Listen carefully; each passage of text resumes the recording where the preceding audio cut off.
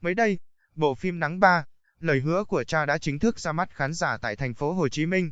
Buổi ra mắt có sự góp mặt của hàng loạt các diễn viên nổi tiếng như nghệ sĩ ưu tú Hữu Châu, Kiều Minh Tuấn, Khả Như, Xuân Nghị, Thu Trang.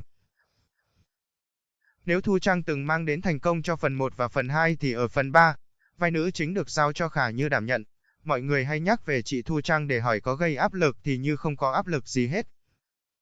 Bởi vì, Như phải cảm ơn chị Trang đã tạo thành công cho Nắng 1 và Nắng 2 là cảm ơn bạn đã tin tưởng sử dụng dịch vụ tổng hợp tiếng nói của Trung tâm Không gian mạng Viettel.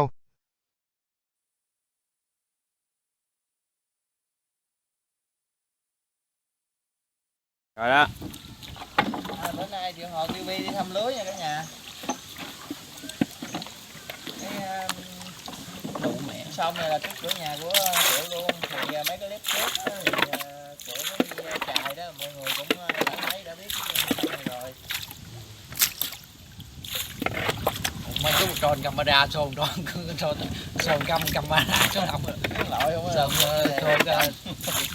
Sơn men xuống sông mới được. Rồi chứ ghét. Chút giả bọn xôn điệu xong nha.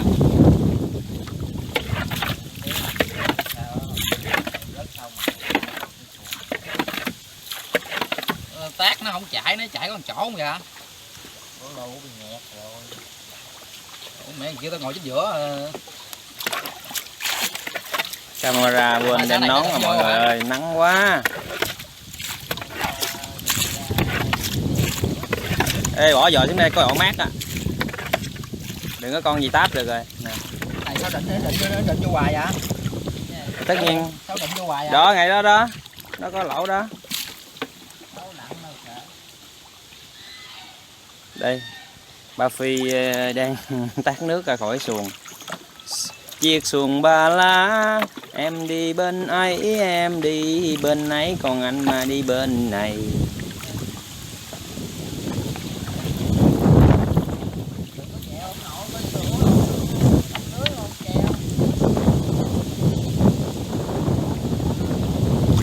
Để dò vậy là trường mát ghê rồi.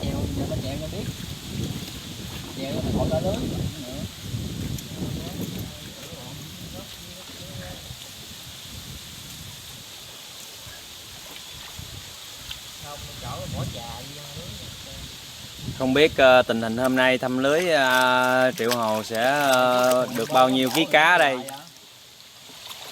Chẹo à. Ấy quá lát họ cho chèo thoải mái ra dân lưới đừng chèo. Đây.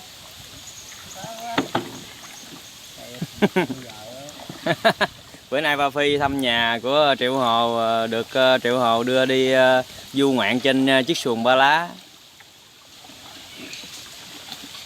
Không có lưới đâu. Không mày gọi mấy cái không có què gì hết. Có hả không? Lưới gì đúng lưới già vậy?